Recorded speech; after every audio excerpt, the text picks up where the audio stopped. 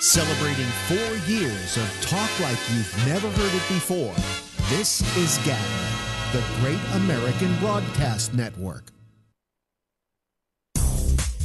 Hey everybody, this is Alex Bennett, host of the Ramble, heard here and seen here on GABNET, Tuesday through Fridays, live at 10 p.m. Eastern Time, and I got some big news for you. Our program has moved its live video from Facebook Live to YouTube Live. After extensive tests in our GABNET laboratories of at least 10 minutes, our mind was made up and we've come to the conclusion that YouTube is superior not only in video quality but audio as well. And then there's the ease of watching it. Here's what you do. Simply point your browser to youtube.com/Bolo Bennett /live. That's youtube.com/Bolo Bennett, BOLOBENNETT /live. And you're there. The player is waiting, and you do nothing, and when the show begins, so does the player. Couldn't be simpler. In fact, tag that page as a permanent tab on your browser, and you're ready to go. And if all of this is too vexing for you, well, just go to gabnet.net near showtime, and the player in the middle of the page will start to play when we're on. We're thrilled with the new quality our move has provided, and while you're there, would you do me a favor and please subscribe to our channel? No, I beg you to. Hey, listen to me, I'm groveling, okay? I know, it's pathetic.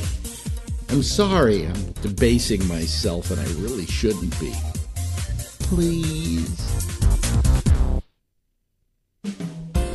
Jack Bishop of GABNET's The Intersect, Tuesdays through Fridays at midnight Eastern Time. It's everything from what's going on with the new royal couple to what's happening with that grumpy old man in the Oval Office. Movies, music, old TV shows, you name it. From thoughtful discussions to out-and-out fights like my grandma would referee between my uncles. So from mild to wild, join me, Jack Bishop, Tuesdays to Fridays at midnight for The Intersection on GABNET Live. It's talk like you never heard it. Ladies and gentlemen, the history of talk radio. Political opinions have been a staple of radio since the early 1920s. Talk radio as a listener participation format has existed since at least the mid-1940s. WMCA New York's Barry Gray was bored with playing music and put a telephone receiver up to his microphone to talk with band leader Woody Herman. This was soon followed by listener call-ins. In 1948, disc jockey Alan Courtney began a call-in program on WGBS Miami. The Alan Courtney Open Phone Forum was a conservative and anti-communist political forum with coverage area over the southeast United States and Cuba. In the 50s, Joe Pine, John Nebel, and Gene Shepard were among the first to explore the medium. In recent years, talk radio has gained popularity with many new formats flourishing, including all sports in 1986 with the birth of WFAN New York. The subject matter for these formats are different, but the structure has remained the same for all these years. You might say, talk radio is a 20th century format. Until now, that is. It's 2014. And radio pioneer and innovator Alex Bennett introduces the Citizen Panel on GABNET, the first revolutionary idea in the format since its inception.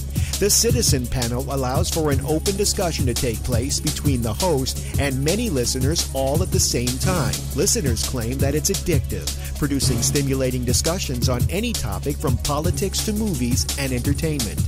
It's not liberal or conservative. It's open to all opinions and ideas. Log on to gabnet.net to listen and find out how you can participate. Listen to the programs on GABNET and take a step into 21st century talk radio. Celebrating 4 years of talk like you've never heard it before, this is GABNET, the Great American Broadcast Network.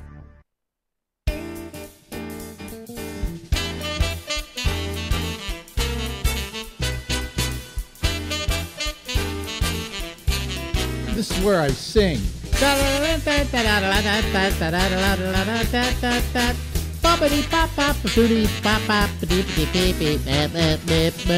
that's our little theme song. And that means it's time for the Ramble. We go from now until midnight Eastern Daylight Time, and in about 25 minutes from right now, we'll talk to our citizens panel. But we have a guest, and we always do something special to bring him on. Okay, it's that time when we make a call out to the other coast of the United States, and we surprise somebody because it surprises him, and then he answers the phone with something strange. Here we go. When I said I'd be happy to be Putin's bitch, and I'll blow him anytime, and I'll do his bidding, and I'll... Hello? Yes? Oh, no. Yes? This is Stephen Pearl, by the way. Oh, we're on. Okay, I thought I heard a click. I heard a dial post. Oh, no, we are on. We are on. Oh, Jesus, it was a hot mic. Okay, should I start over? I had a big bit I was going to do. Okay, go right ahead. Do the big bit. Well, when I said I was happy to be Putin's bitch and I do his bidding, and I would be more than happy to sell him any atomic secrets we have, and I'll blow him any time as long as he doesn't release the tape he has of me with the goat and the zucchini and the lesbian biracial conjoined twins. I meant to say America first. Da, da, da, da, da, da, da, da. Thank you. I'm the new Will Durst. Exactly the way you did it the first time I called you, and then we had to redo it because I fucked up the recording. Yeah, and it's a brand new bit too, and I remembered it. All the brain cells I try to destroy every day. Are you going to do that in your? Are you going to do that in your next comedy show? I might do that part of my skits and sketches as part of my little routine there. I might throw that in. I go, whoa, fresh material for the first time since 1985. This boy's on the ball. Even you have been affected by the lying and duplicitousness and the traitorism of this president, right? Oh, insane. He crossed it. Well, he crossed the line a lot, but he just went way over it. It's like Jesus going, well, Judas told me he didn't do it. What can I do? So yeah, I've had a world of experience of hating presidents. Okay. Yeah. Hating them over the years. I have too. And I can't think of it. All of them look good by comparison now. Well, somebody said all the dumbness of George W. Bush and all the corruption of Nixon rolled into one. Yeah. And when I saw he appointed that motherfucker Stephen Miller, that bulb head, it looks like Pauly Shore fucked a light bulb in the 80s, and this was the result. Oh, I hate bulb heads. Bulb heads are pedophiles. It's true. All bulb heads. They say if you smash a bulb head with a pickaxe real hard right in the middle of the forehead, all kinds of yummy banana taffy will come out. Now, I don't know if that's true, but I heard it in a love song. Anyway, boy. I judge someone by who they attract and who they surround themselves with, and this guy surrounds himself with the scummiest of the soulless scum pieces of shit ever. Well, he kept talking about... I can't be quiet anymore. Ow! He kept talking about draining the swamp, and apparently he did, but he's using what he found. Exactly. He's fishing from the swamp. So, yeah. Well, here's some slime. I'll put this on. I'll use that. You'll be Secretary of State. Unbelievable. It's just, oh, my God. Talk about learn as you earn. Anybody that believes Putin when he says he doesn't have anything on Trump is nuts. Exactly. He's got some major. I want to see that. Can't just be a pee-pee tape. It's got to involve, vegetables and farm animals and stuff like that and bodily fluids. And, it'll come out sooner or later. Can't wait. Be part of my collection. Yeah. Oh, boy. This is better than a Chuck Berry tape. Holy crap. Oh, boy. You know, the pissing in Boston, the Philadelphia, PA. Yeah, well, Chuck Berry tape was for real. That was, oh, yeah. What was his famous line out of that when it's only pee or something like that? Come on, baby, it's only pee. Oh, well, I don't know. Something like that. I have the tape, so it's pretty crazy. Yeah. He's standing up in a hot tub and peeing in a girl's face. I can't kiss you, baby. You smell like pee. Yeah, was that it? Something like that? Yeah, boy. Yeah, that's the guy who wrote Johnny Be Good. Oh my God, my golden idol is tarnished. Yeah. Well, he still was the best. He still was the best ever. Oh, all I can say is Chuck Berry and Keith Richards and Willie Nelson should be allowed to do whatever they want. Anything. They want to eat a baby or, whatever. Just stomp a puppy, whatever. They should be allowed to do whatever they want. I think we're going to lose Willie soon. I think he's quite ill. Oh, God. He's up there, but I hope not. I hope he dies smoking. Yeah, but I hear that he's not well. You know. Well, I know. I've heard that too, and I hope it's a phony rumor. But the man is in his 80s, and now, you never know when. I watched a video of Willie Nelson 40 years ago. Okay, when he was a youngin, and when he had I think he had blonde hair. It looked like, you know. Oh, really? Yeah.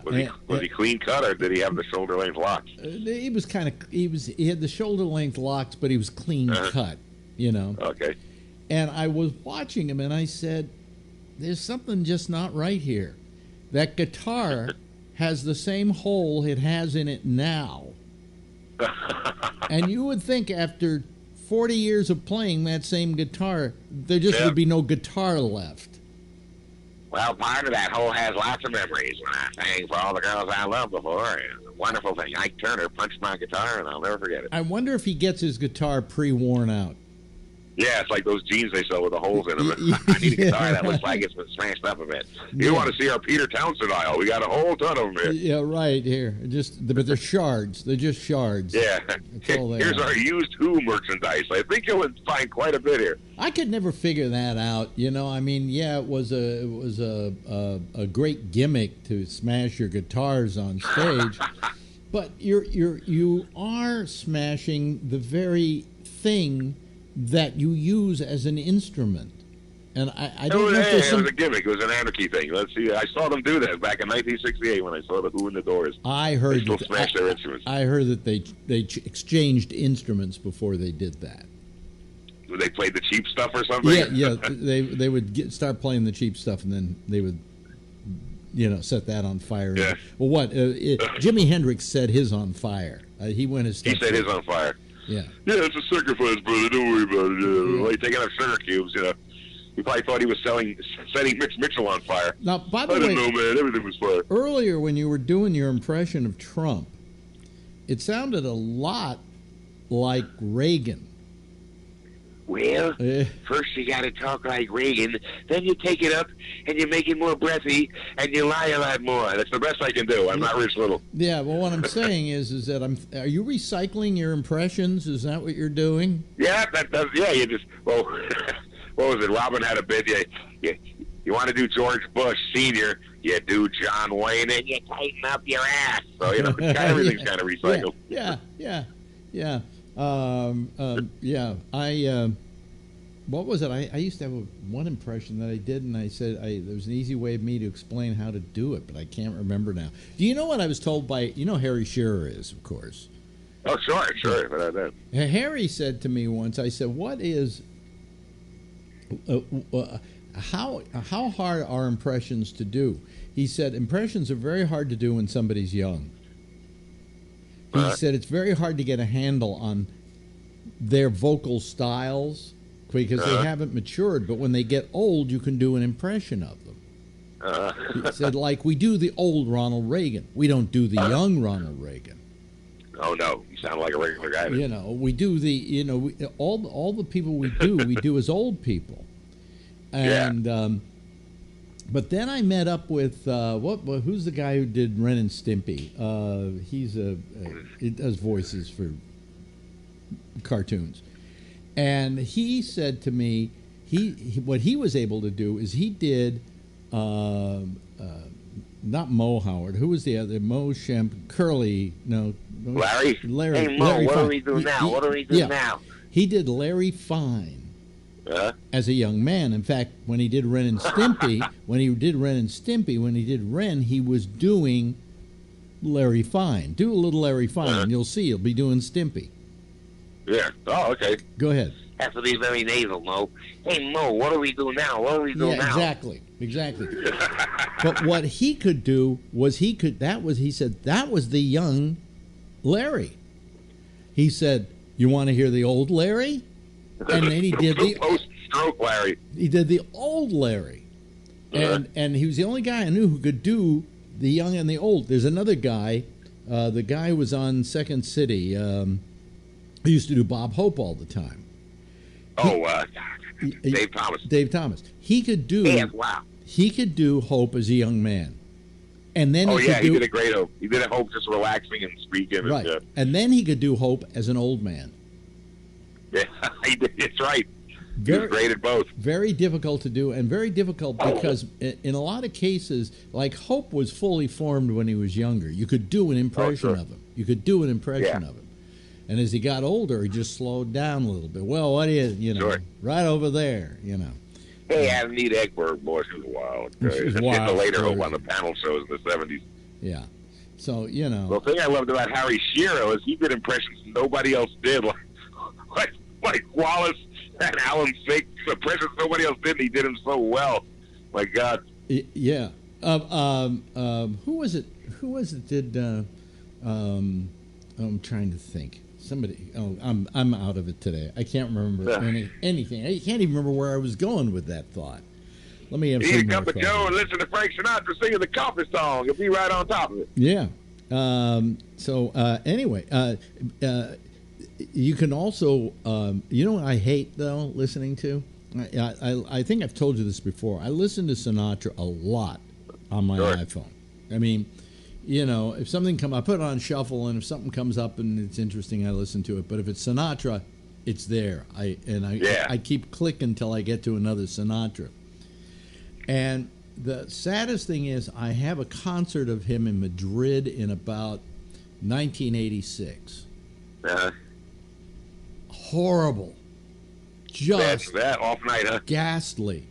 As soon as I hear it come on, I have to go to another track. I can't listen to it. It is so bad news, man. I mean, Sinatra was he just old or drunk or just off it, or he was out of key. His voice was shot. Now what's funny is I have a recording, because a lot of these are bootlegs, of the same concert the next night, and he was terrific. Yeah.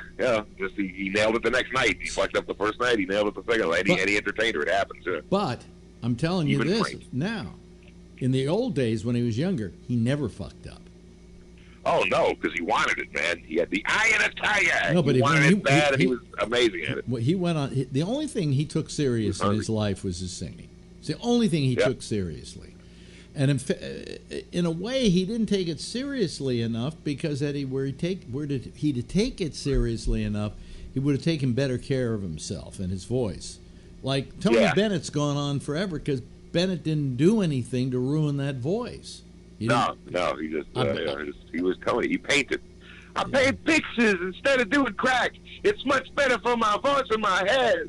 Did you ever get the feeling that Tony Bennett isn't the brightest man on the planet? He was so dumb he thought Vito Powers was an Italian action figure. Whoa! Vito Powers? he thought Vito Powers was an Italian action star. Hey, I'm going to paint a picture, because if there's anything Tony loves more than singing and swinging, it's painting pictures. So, in a way, these performers that we feel sad about because they died young, they died at their prime, and when you remembered them at their best. Yep. So in many cases, it's not the worst thing in the world, Yeah, that's true. Well, the ones who die in their 20s can make it to 50. It's still good when you're 50. Then you can die. Don't die in your 20s. Die in your 50s. We still remember Marilyn Monroe as this sexy, vibrant woman, right? Yep. She didn't hang around long enough to look like Ginger Rogers did in her 80s. No. She'd be in her 90s now. She'd be dead anyway. I mean, she was 36 when she died. She was starting to get, Hollywood would consider old.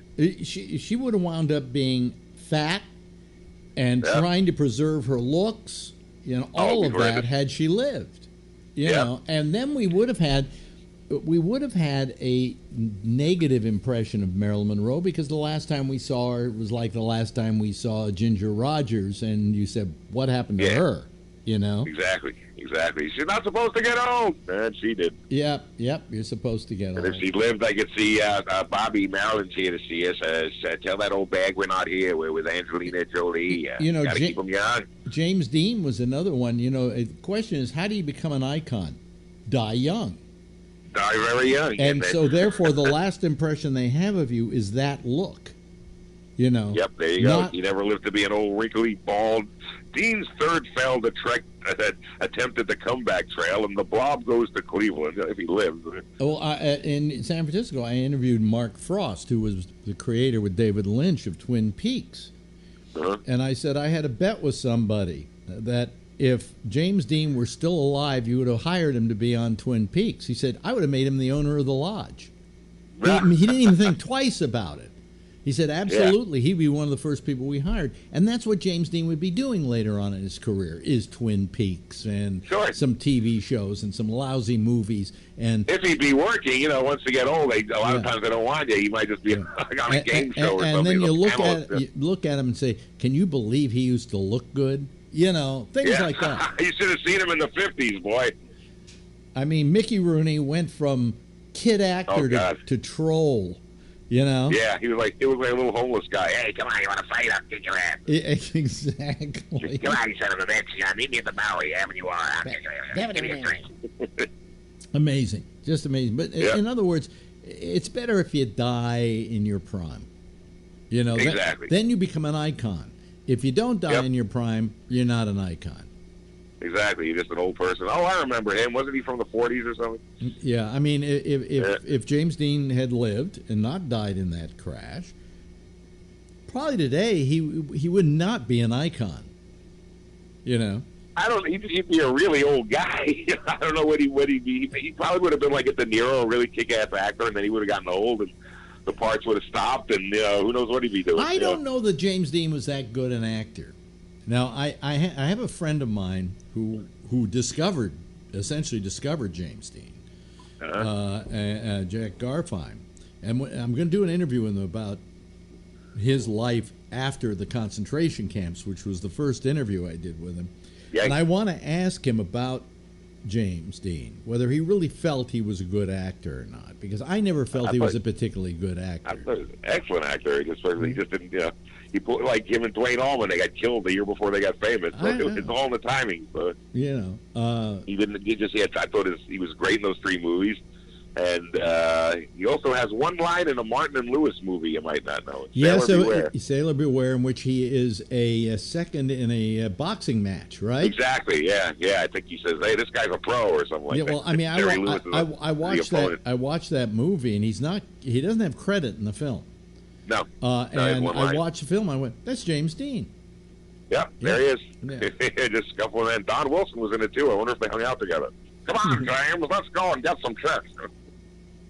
Well, he did do a lot of TV in New York before he went out to Hollywood. He did, Yep. So there is. He did a TV movie with Ronald Reagan. Really? The Unlighted Road. Yeah, check it out. It's on YouTube. He plays an escaped convict, and his other convict friend was shot. And he's dying, and Ronald Reagan's a doctor, and they invade his house. And the fun starts there. My friend Jack was with James Dean. The day they were going to go watch some rushes of Giant, oddly enough.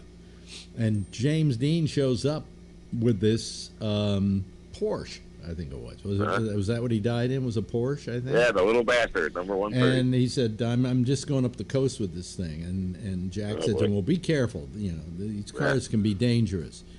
And they're sitting in the screening room. He's sitting in the screening room with Elizabeth Taylor. I shouldn't ruin the story because he'll tell it, and he'll tell it better than I ever could. He was in the screening room with Elizabeth Taylor, and all of a sudden somebody comes over and whispers something into her ear, and she starts to scream. Oh, my God. And she had found out he was dead. Woo! He was just there, and then he's dead. Oh, man, that's quick. Thank you, Donald Turnipseed, you son of a bitch. Yeah. So, but the thing is that we don't know what would have happened to his career. I maintain he would not have amounted to much. I think he would have done very well in the 50s and the 60s. It might have started declining in the 70s because he would have turned like 40. And who knows, he could have been on like Petrocelli or, Longstreet or one of those crappy detective shows on ABC. Who knows? Yeah, or, as I say, on Twin Peaks.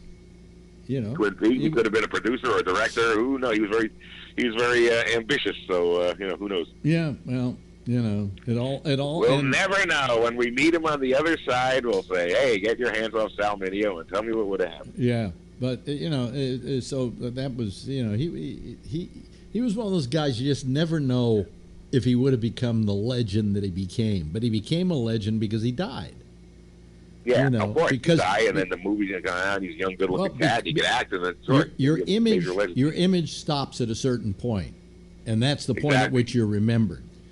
Forever young. And again, I refer to Ginger Rogers, who some people are going, who's Ginger Rogers? She used to dance with Fred Astaire in all his movies. Yep. And they used to say, well, he's a great dancer. What's your talent? She says, I do the same thing in high heels and backwards. There you go. Oh, I like that girl. But she was brilliant answer. Very sexy, blonde, visage. Oh yeah, sure.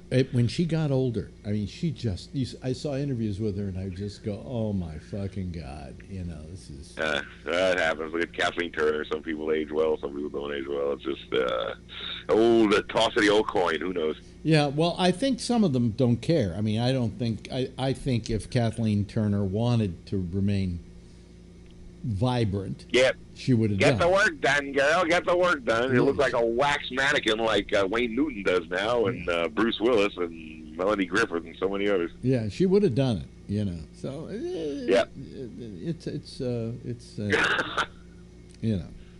I will never have work done. Never. Never? Never. I will just get saggy and die. That's it. Well, you got to hand it to Keith Richards. He's never had any work done. Oh, God, he looks like a rock and a roll tree, man. He looks, actually, I'm glad you refer to him that way. He looks like an old redwood tree. I know. You want to carve your initials in him sometimes. But no, let him play guitar, then carve your initials in him. Still going. Yeah. Every time someone else dies, it adds another year to Keith Richards' life. Yeah, and actually, now, my question is, who looks better?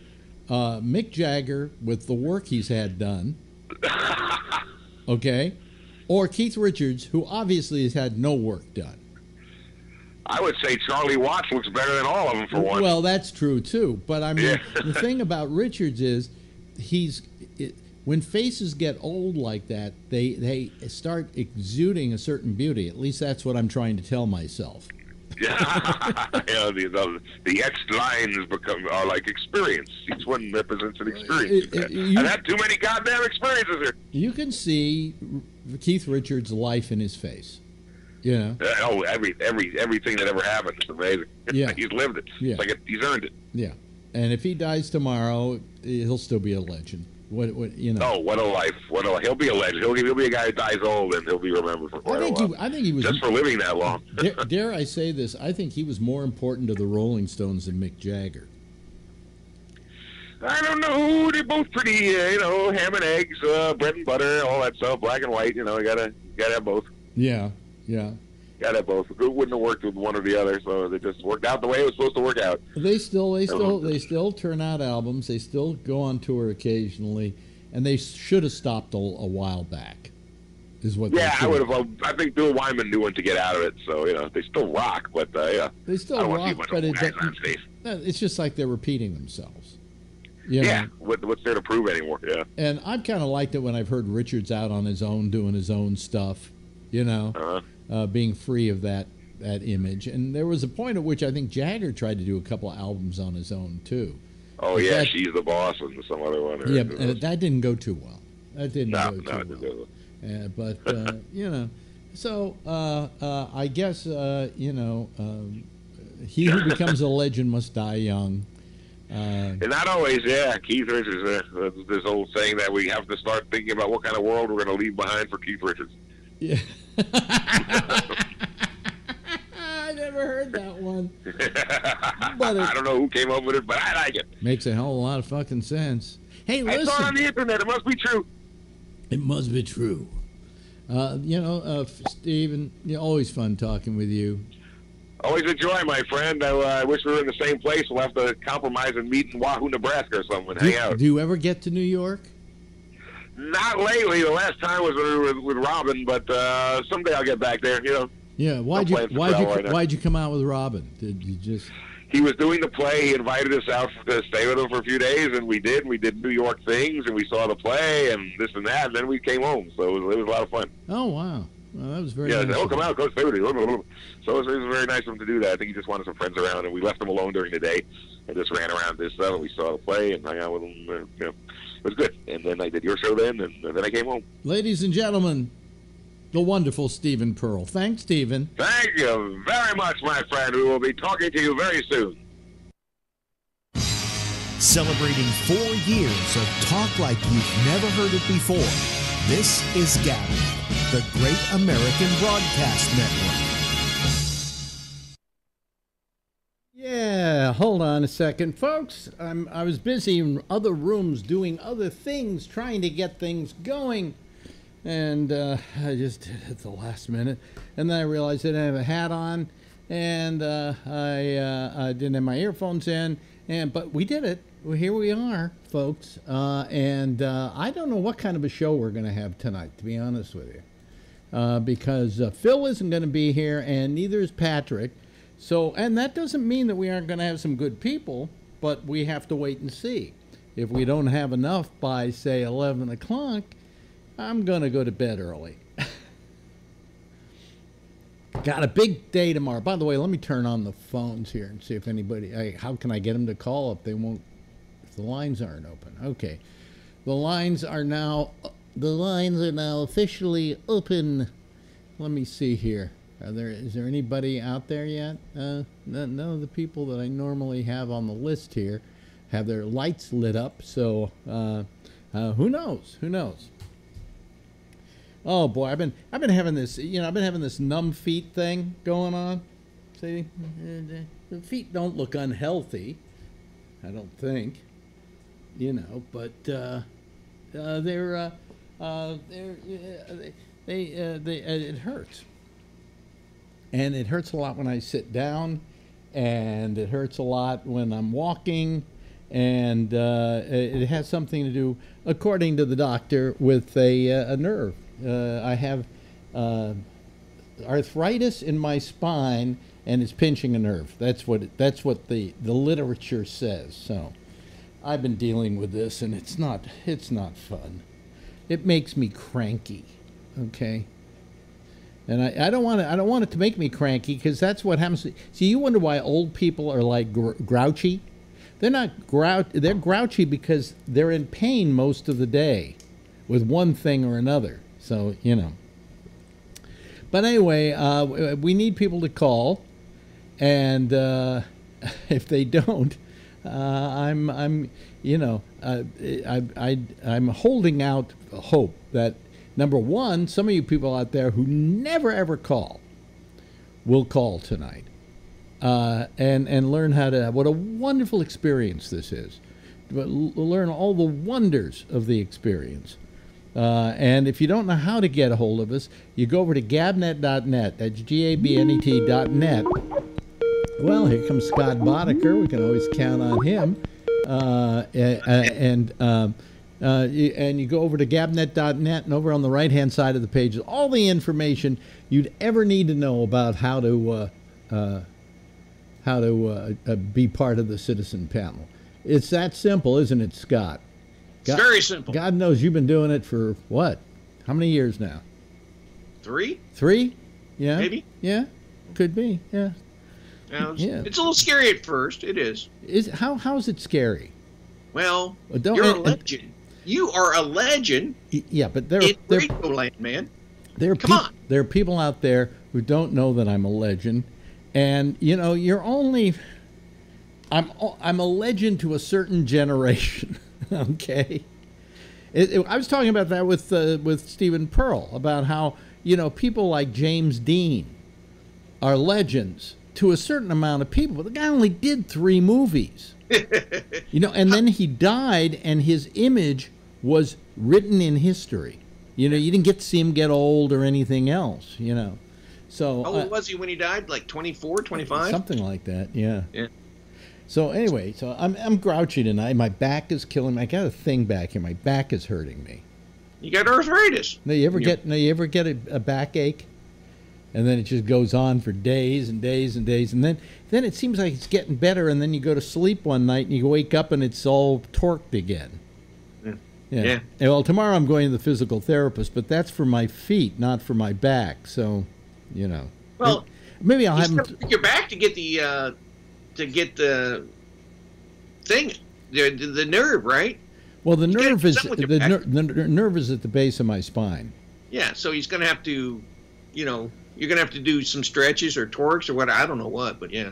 Whatever he's going to do, I don't know. Yeah. I'm sure you'll tell us what he's going to do. I went to this guy for my meniscus, my torn meniscus, and he kind of, for the most part, I mean, it's still every now and then it acts up a little bit, but he took care of it. I got better, Did it grow back? Did it? No, it never gets better. I always have it. Some nights if I sleep like with my leg in the wrong position or something, I'll wake up the next morning and go, oh boy, the meniscus is bothering me. But then I wake up and I walk around and it takes care of itself. But so anyway, what? I was going to say, but you still are a legend. I mean, I only knew you from Sirius. I didn't know you from the obviously your coastal work. Yeah. So you only knew me from Sirius. Yeah. And did you like that show? I loved it. Really? I loved it. Yeah, I never could figure out what Sirius didn't like about it. I don't either. I mean, obviously we got Sirius because my wife just loves Howard Stern, so we got it and listened to it. But after a couple of 3-4 years, Howard Stern, he just got boring. I thought, the way his Whack Pack group and all that other stuff. And then I found you one time, and I said, hey, this is pretty good. So I started listening to you instead of Howard. So. Yeah. Well, it's nice that you got to know me through that. Did you ever call me on that show? I think once. Once. Okay. And I don't even want to recall. I mean, I know you don't remember it and whatnot, but it was pretty bad. It was pretty bad. It was just after you got fired and whatnot. I was really upset about it and everything like that.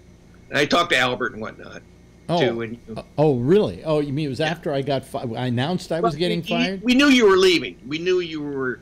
They didn't walk you out right away, right? No, they gave you about a month. They were actually. I have to say this. Most of the time when they fire you at places, they go, don't come in tomorrow. Right. Because they don't want somebody on the air who's disgruntled. But they trusted me enough and said, we'll give you a couple of weeks to say goodbye to everybody. Yeah. And so I at least got the ability to do that. The problem with it all was I was still unemployed. And I'm still unemployed to this day. So, But so am I. Yeah. And bitter? A tad. Me too. I mean, I love my job. I just, they didn't need me anymore. You know what? Well, at least you had some kind of answer, didn't you? You knew why they were letting you go. It was just business. It was just business. Just business. That's all they said. Just business. Nothing personal. I never got a reason.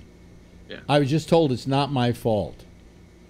Yeah. Well, and I'm going, well, I really wish I knew it was my fault. Then I'd have somebody to blame. But when they go, it's not your fault. Well, apparently I was doing something didn't make you want me to come in on Monday, And I got the feeling it was somebody higher up that, just had a hard on. And that was it, So, you're frozen, I think. Are you there? Scott, having some bandwidth issues. Yeah, I don't know what. You don't have any kids playing video games in the house, do you anymore? Nope. Nope. Nope. No kids. Nobody here. Me and my wife. Yeah. She's watching TV. And she's not using a vibrator or anything like that that might slow down the bandwidth. She doesn't need it tonight. Yeah, I wonder. I wonder if they have such things as digital vibrators. Yeah, it's called a finger. No. Where, God, my God, I can't get enough bandwidth to Skype here because my wife's using her digital vibrator. With her Skype friends. Yeah. So, no, being fired is one of the most, what's the word I'm looking for here? One of the most, it just makes you just feel like shit. Yeah. Well, it's happened many times to you, right? I meant like maybe 4 or 5, 6. Well, You know, a part of the reason why I always wound up getting fired is I usually never wound up quitting. Okay? But I did have some situations where I left because I had a better job offered me somewhere else, you know. So on my way up, I was fired infrequently. In fact, I think it was only until I got to New York that I got fired. And that firing was like, that made me famous, that firing. So I, you know, then I got used to getting fired, you know, because mainly because when I found a place, a situation I liked, you know, where I was comfortable, I just didn't leave, you know. And so consequently, the only way out the front door was if somebody kicked me out. So that happened a couple of times. And then in San Francisco, I quit twice to go somewhere else. I was on the way up again. And I quit one place, and they tried to prevent me from quitting, and they were not successful in that. And then I was in another situation in which it was a very strange situation in which the station changed hands. And so they didn't want me to do my talk show in the morning, but I had it in my contract that I had complete creative control over what went on my program. So they had to figure out some way to get me out of there, and they couldn't figure. They had a contract in which they had to continue to pay me for, I think, the better part of 2 years. And at that time, it was like at about $135,000 a year, and that was a lot of money back then. It is today too. Yeah. So somebody at another station came along and said, "I'll take them off your hands. We'll do a deal here, like they do in football. And what I'll do is I'll bring him onto my station, and I'll pay half his salary. Oh. And you can continue to pay the other half. Yeah. You know, up until the end of his contract." And they said, "Okay." And they said, "But here's even a better deal we're going to make you. If he gets the same ratings he got at your station, the day those ratings come in, we'll pick up the entire 100% of his salary." And these other people, thinking they were really smart businessmen, they were kind of like, I guess they had read Donald Trump's books on doing business, said, "No way we're going to do that. We're not taking a chance on that. We're not making a bet. We want you just to pay the half." I said, "Okay, I'll pay the half." First book that came out, I not only beat my numbers, I equaled my numbers, but I beat them. And these guys had to keep paying me half my salary for the rest of the contract. So that was one of the better deals, you know, somebody got for me. You were good. I didn't care. I got 2 checks. I got a check from the one place. I got a check from the new place. And you had an agent work that deal for you? Or? No. This guy, the general manager of the station, came to me and said, "I'd like you to go to work for us." And he said, "Here's my idea." And he went to them, and then he negotiated the whole thing, you know. I didn't get an agent till way later, and that was the biggest mistake of my life because he didn't do shit for me. You know, when it came time to negotiating my contract, they didn't want to pay me a lot more than they were paying me. And he wasn't that aggressive. So my business manager said, "I got an idea here. What you do is you like him to do live ads on the air, right?" And the sponsors loved it when I did a live read for them because I sold product, okay? So I said to him, "Okay." My business manager said, "We'll take the money you want to give him," which was just a slight raise over what I was getting in my old contract. "But we want you to pay him $50 every time he does a live read. And you can make up for that just by charging the advertiser the additional $50 for him doing the live read." And I said, "Okay." It got to a point where I was doing $200 worth every morning, 5 days a week. Yeah. And that was like $52,000, maybe sometimes about $60,000 more a year added to my income. Yeah, because I was doing the live reads. So that was cool. Oh, and then I also had it in my contract that I did a lot of these comedy concerts, and that I could plug them all for free. I could just, you know, push them on my show like crazy. And every one of them would sell out, usually sometimes within hours of the tickets going on sale. So I pulled in another, $150,000 a year doing that. So by the time I was through, I was walking out of there with about $400,000 a year. You know, and the agent, all he got me was this slight raise. And then when they finally wanted me to go, he negotiated for the guy who was going to replace me. Nice. Yeah. Nice. He was a double agent, you might say. Yeah, he was a double agent, exactly. By the way, people, anybody want to call? You know, I'll just sit here with Scott and we can. Well, if you want to go, I just wanted to give you something to talk I don't want to go. I see Jeff is coming online. No, if you want to shut it down, don't hang on for me. I would stay here for the whole rest of the show just with you. Oh, that's very nice of you. Yeah. By the way, you know, we don't have Phil here tonight, which is. I know, that's why I called it. Well, that's a good reason to call. But Jeff, are you there? Jeff? Oh, well, we just lost Jeff. Oh, no, now here he is. There's Jeff. And now we're waiting for Scott to come back. There's Scott. Now we got both of them together. Did you have you been checking in on our boy Trump lately?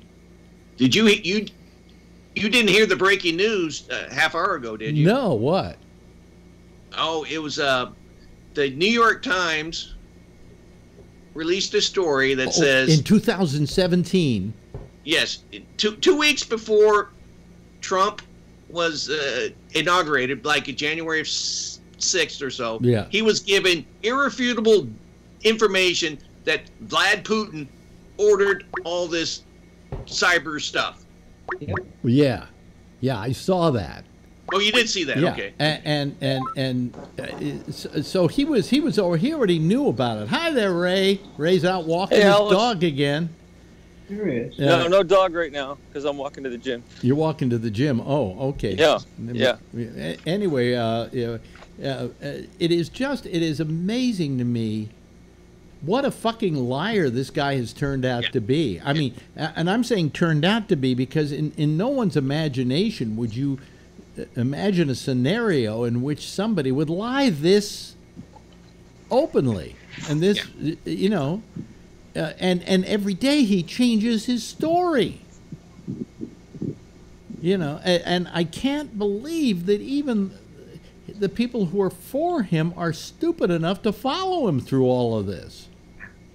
You said Rand Paul. Rand Paul, Rand Paul, he sucked up to Trump, didn't he? Oh my God, it's so disgusting. There's no shame whatsoever. No, you know what it is about Rand Paul? Sometimes I cheer Rand Paul. Sometimes he says something or does something, and I go, good for you, Rand. I agree with you. But then sometimes he does things just to be ornery. He knew that everybody was going to say Trump sold us out, you know, to Putin. And so he was going to be the one who was going to defend him, you know, just because he has to be the contrarian. You know, if you say it's a beautiful day out today, Rand will find a way to prove to you that it isn't. And if you say it's isn't this the worst rainstorm you've ever seen, and he'll try and tell you it's sunny outside. That's just the way he is. Yeah. It's like, you're not looking at the big picture, and you have to put these things in context. Yeah. I mean, I guess he's right in a way, you know, actually. But he refuses to see what's staring him in the face just to be contrarian, like you say. Yeah. I mean, Trump is a typical thing where, you know, when someone lies a lot, they say the more they lie, the more they have to lie. And eventually they start to look like a complete fool because they can't keep up with all their lies. And it just never ends. And then, well, you know, the truth is obvious. Someone once said the hardest thing to do is to lie, because when you lie, you have to remember how you have to be consistent in your lying, and it's impossible to lie and be consistent. Yeah. You know, you have to remember every nuance of your lie in order to maintain that lie. Yeah. Like he forgot about the fact that he had actually asked the Russians to hack into Hillary's server. Yeah. You know, he obviously had forgotten about that. Well, So, I'm going to give him something, okay? And that is that maybe he meant that as a joke. Yeah, he always says that. It's a joke. Maybe he meant it as a joke, but it's come back to bite him in the ass because it happened on the day that the FBI or the CIA or somebody found out that for sure the hacking was going on. Yeah. You know, and well, when you're president, you have to be careful about what you say, and he's never careful because everybody listens to every little word that comes out of your mouth. Well, you just can't be so flippant. Yesterday was the best excuse for something I've seen him do yet, where he wanted to actually change one word to change everything. And it kind of reminded me of Bill Clinton when he was in that deposition. And what was the line? It depends what your definition of is. Yeah. It had to do with blowjobs. Yeah. Like, well, if you receive a blowjob, then you are not having an affair. Because if you give one, then you are. I mean, that was his. But it all matters. It matters what you mean by is or what is. Yeah. And all I could think of was that when Trump was going off on this whole deal with well, I didn't say would, I meant wouldn't. Well, wait a minute. It's a double negative sort of thing. Yeah. I'm sorry. I don't know who gave him that excuse to come up with. It had to be hit. Oh, they said it was the two Mikes. Mike Pompeo and Mike Pence came up with that idea. They came up with that idea? That's the best thing they could come up with? That's what I heard somewhere. Yeah. You know, I don't think those two guys are idiots. Did they really come up with this? Or does Trump come up with this stuff and he doesn't want to have anything to do with, you know, I'm going to show you what a brainiac I am. I've come up with a great excuse on this whole thing. Yeah. Because one of these guys, I'm waiting for the first guy like Pompeo or one of these guys. Hello, John Rockwell. How are you? Nice to see you. I'm waiting for the first one of these guys who just quits because he can't take it anymore. I mean, you see these guys when they go to meetings with him and stuff, and the looks on their faces when he started taking off on our allies at breakfast. The look on their faces was priceless, just priceless. What's happening with John Rockwell? Why are we getting your beard? Okay, there we go. Remember that woman who was one of his closest advisors that one that used to be a supermodel or something? She just up and quit. She just couldn't take it anymore. Yeah. Well, he yelled at her. Hold on a second. Just up and quit, man. Is John? Are you having audio problems? Yeah, I didn't have the mic up. Can you hear me now? Now you're fine. Now you're fine. I'm okay? Yeah. Not too loud? Yeah, it's amazing. A guy sitting in his own studio can't get his audio to us, but a guy walking down the street is coming in perfectly clear. Yeah. No, I didn't have it plugged in. That's the problem. You don't have Phil's board. I'll tell you about it in a second. I was running off tapes, and I found an interesting one that I'm sending to you at some point. When you have a chance, somewhere in here when there's a break, I'll tell you about it because it's fascinating stuff. Okay, we'll get back to that in a second. Meanwhile, we're discussing it. Oh, yeah. We've got this guy. This guy is just, I mean, it's amazing. It is just amazing what has happened with him. And his whole attitude in life about why the thing is, I think what he is about this whole thing of Russia rigging the election is he wants to feel he won fair and square. He won't even admit he got 3 million less votes. Right. Okay? But the last thing he wants to admit is that, well, it got rigged. Well, for whatever reason, you're president. Now do the best job you possibly can. And while you're at it, don't live in Obama's shadow, for Christ's sake. His weak ego won't let him make the distinction between the Russians meddling in our election and him becoming president because of meddling. I mean, they're two separate things, and he should be defending our country against any type of infiltration by a foreign power. Exactly. You know? Regardless of whether or not he won or lost because of that. But he cannot make that distinction. He can't do it. If I found out that I had that I had won an election because the election was rigged by some outside source, and I found out about it, I would go to the American public and say, I found out that my election was in part because of there was a certain rigging that was going on and a interference by a foreign government.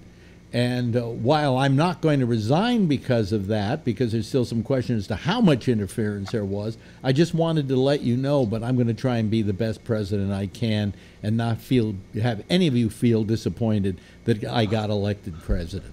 You know? That's what you do. God. Wouldn't that be amazing? Yeah, well, that's never going to happen. I'm writing a science fiction novel, and the only thing that's missing are some Martians, you know. Oh, geez. It would be the easiest damn thing on earth to do, too. And like all of a sudden there would be more people liking him, but he won't do it. Yeah, yeah. Jeff, how you doing? What, you got something to add to any of this? I am so happy that Trump is getting caught every day. Do you think though that he's getting caught in a way that will be beneficial to us, or do you think he's getting caught and eventually he'll just slide? That's the problem. Is I think he's going to be here for his whole 4 years of job. I don't think he's going to leave. And I don't think anybody else is going to be able to kick him out. So that's the bad part. The question is, yeah, anybody else who wants to? I think he has a good chance of getting reelected unless the Democrats come up with a really good candidate. Well, I'm here. There you go. I'd vote for him. You know, I'm here, and by the way, I have so many skeletons in my closet that that are available. The last thing I am is corrupt, you know. Yeah. But make America skeletal again. Yeah, but I mean, you know, I was a single guy for a long time. That puts me in that category, you know. Yeah. But I just think it's just so. If you'd written this, nobody would have believed you. I'd be thrown out of a Hollywood studio for writing a script like this. You know. Wasn't there a film, Chris Rock, who played like a comedian who runs for the presidency and gets it? Yeah. But then he actually realizes he actually comes out being all right, but it's the whole idea of, well, wait a minute, you know, now what do I do? Well, I think that was part. Remember being there? Well, Yeah. I think that was part was the of. other one. Yeah, I think that was part of the scenario with Trump. I don't think he expected to win. Mm-hmm. You know, and I think that was the last thing he expected. What he thought, he was planning already on starting a news network. You know, I mean, he was planning on stuff that he was going to do after the election was over, and he didn't win it. But that didn't happen, and now he woke up the next morning and said, "My God, you know, it's like I felt it was like it was a remake of The Producers." You know, how can we run an election so We're bad? ahead. How can we make every mistake possible? You know, between the Access Hollywood tapes and the things he said and the things he was purporting and the way he was acting. Let's do everything we can do to lose, and then when we lose, we will have made a lot of money by losing. All right. And so for Hitler. and where he is now placed himself is in that part of the play where they go, where do we go right? You know, what do we do? Because we made every mistake you could make and not get elected. And now look at me. I'm waking up in the Lincoln bedroom or wherever the president sleeps. I don't think he sleeps in Lincoln bedroom, but you're right. Lincoln bedroom. It's like Zero Mostel as president. That's for special guests. Exactly. Exactly. Except you'd rather have Max Bialystock as president than Donald Trump. Yeah, Max grabbed a few women by you know where too. Yes, he did. But they were Yes, old little ladies, old lady land. and they appreciated Little it. old Yes, lady. They wanted to be, though. yes, Jeff. I'm looking forward to Didn't work. when Clinton writes her new book about what happened to her. Well, you know, of course, you know, it's the 30,000 emails. What happened to them? I would hate to be the guy who has to go through those 30,000 emails. 99.9% of them are probably like, what do you want to do for lunch? You know. I want to know where the Pakistani gentleman went. What's the Pakistani gentleman? I heard something about Don't you hear Trump? No. Yeah, Trump was like, and where is the Pakistani gentleman who has the 2 servers? Oh, you didn't hear that? Oh, yeah. Yeah. Well, what, you know. Yeah, and by the way, where's all your proof that Obama was raised in Kenya? You know, the unfortunate part about Obama was this week he gave a very good speech. I don't know if any of you saw part of it, but it was a really terrific speech. But unfortunately, he made it in Kenya. and that only adds ammunition, you know. Oh, my neck is killing me today. My back is killing me. I'm a mess. But I go to the physical therapist tomorrow, so we'll see what happens. There you go. Yeah. You're in the gym now. I can tell you're in the gym, Ray. Yeah, I am. Yeah. You should stop exercising. That's probably why your back hurts. You know something? I'm thinking about quitting for a week. I really am, because today I was sitting there and I was pedaling away, and I always go, I'm only going to do 20 minutes, and then I wind up doing 25 or 30, right? Yeah. And maybe you should change it up and do something else, you know, just so you get some mixture, some cross-training. I go and do some of the implements of torture, not many. Oh, okay. I do a sit-up thing, and I do a thing for my meniscus, and you know, I'll do a couple of things, and then I'll leave after that. But maybe I should do something else besides the bike, you know.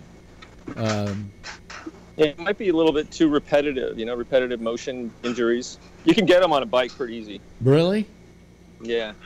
Because you're always doing the same exact thing every single day. Why would my back get torqued out from doing that? Back problems on bicycles are very common. Why? Because you're bent over. Yeah. And sometimes you hold your shoulders too tight. Sometimes the muscles between your shoulder blades need to be strengthened. The physical therapist will figure it out. Yeah, well, I went 3 days. Yeah. I went 3 days this week to work out. Well, actually, I went about 4 days in a row. Actually, I think I went Sunday too. Today I was thinking maybe I should not do it for a week, you know, and then get back into it, and maybe just limit myself to a couple of days a week. You know, walking's really good too. Just alternate with walking. Yeah. So what are you going to get on a device of torture there? I'm going to go on the bike. You're going to go on. I've been actually riding my actual bike quite a bit outside. Yeah, that's a lovely day for it.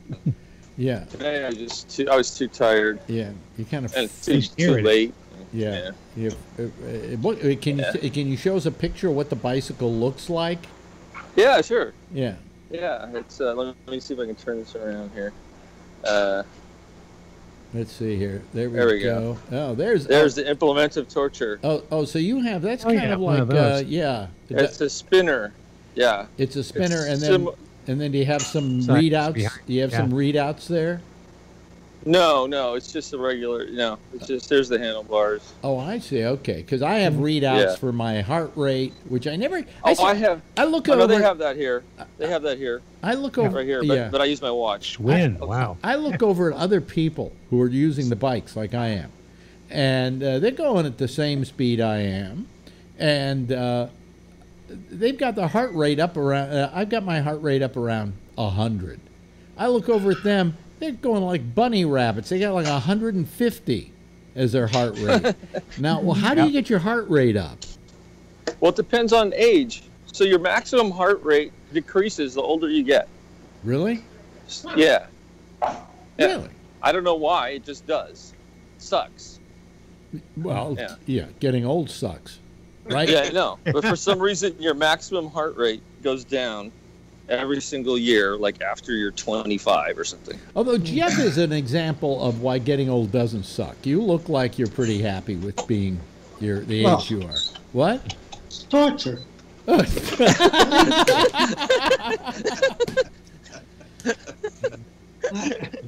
Well, like Betty Davis said, getting old ain't for sissies. No, it isn't. I tell you, the one thing that I have recently is I got a trainer coming a couple of days a week. Yeah. Because we're going to this trip to Italy. Yeah. And I figured I got to walk uphill and downhill, and I got a bunch of grandkids going with me. I don't have any trouble walking up hills and downhills, but I've got this numbness in my feet that makes them hurt in shoes a lot. And so I'm sure I could walk a lot, but my feet would be trashed after I was through. So I got to get this thing fixed. Whether it means having an operation on my spine, which will then leave me, of course, like Patrick, but I've got to get that nerve away from this arthritic spinal stenosis or whatever that I've got in there. So maybe if you believe the ads. Yeah. What? Take care of it. If I believe, can you become younger? Yeah. What were you saying about? Well, I would say if you believe the ads you see on afternoon TV, just less than an inch of incision in the back of the spine, and you'll be up and walking. Believe it or not, I look closely at those ads. Sure, we all do it. But just there's so many of them for all the ads now. Laser Spine Institute. That's the name of it. Laser Spine Institute. Yeah. Just a little incision in the back here. It's like, okay. Yeah, okay. Sure. Little incision in your forehead, you'll forget your little incision. A little incision in your forehead, and you'll forget your second marriage. Exactly. Little Botox. Little trip handling. Whatever. That sort of stuff. Now you say you found a tape with me on it. Oh yes. No, this was one of those, to me, only in New York sort of thing. Yeah. One of the things that I do at home, I've a couple of these old used record stores around the city have me listed if somebody wants to take a tape or something and digitize it. Yeah. And somebody called me, this guy Dylan called me and said, I've got some tapes, little tapes that we made when I was a kid and all that. And I've got tapes of my dad and my mom, who was a singer, and all this stuff, So I said, bring them over, bring them over. Okay. So, because first we want to listen, make sure there's something he wanted. Right. The singing was beautiful. And he said, my mother was a Broadway singer until she married my dad. So in the 20s, she was like in the original Broadway cast of The Sound of Music as one of the nuns. And she sounded great. Not in the 20s, piano. You mean in the 50s? Oh, 50s, yeah. No, that's true, because they're both mom and dad, I think, are dead at this point. But it's when he brought out a tape of his father, and it said, it was from July of 1970, and it said Sid on WMCA. And I listened. I forgot his last name was Bernstein. Sid Bernstein. Sid Bernstein. It's his son Dylan, one of his sons. They had a few kids, and it was Sid Bernstein and Michael Goldstein talking about the Powder Ridge Rock Festival and talking about how it would never have another Woodstock and all that stuff. And it's really only part of the time of the interview. It's really awful shape. You can sort of, it's not really that easy to hear, but because I think what he did is it was on a little 3-inch reel. I think he brought his own little deck there, and it's just it may have been they may have plugged it into the I don't know what it was. It just doesn't sound like it was taken off the radio. Let's put this in perspective for people. Sid Bernstein was maybe one of the biggest promoters in New York. He was the guy that first brought the 70s. He was the guy that brought the Beatles to Shea Stadium. Oh yeah. Yeah, and he worked on concerts, festivals, thing. I remember. I didn't know. I mean, I got here in the 70s and 80s, especially, and he was still promoting things. You'd see his ads in the Village Voice. It'd be Sid Bernstein, the man who brought the Beatles to America, now bringing Steely Dan. It's just something. Yeah. He'd always these ads would always be in the in the Village Voice music section or the concert section. and it was always promoting himself too. Yeah. And I don't know who Michael Goldstein is, and actually Dylan didn't either. But I think he was one of the people involved with Sid in this. In a Michael, I'm trying to remember who Michael music festival Goldstein was. At the end. Also, they'd say, well, later we'll talk about what we're doing at Shea Stadium. Well, so were they promoting the Powder Ridge Festival? Yeah, because well, I remember the Powder Ridge Festival, it turned out to be one of the biggest failures of all time. In fact, I said it was a perfect example of what if you held a festival and nobody came. Well, the interview is mostly, it's only a bit of the interview. It's about 20, I mean, it's two sides, it's about 15 minutes on each side, but it's starting talking about, like, the hippies said they wanted a free festival, but, if you do that, then, who's going to, the bands need to be paid, the venue needs to be paid.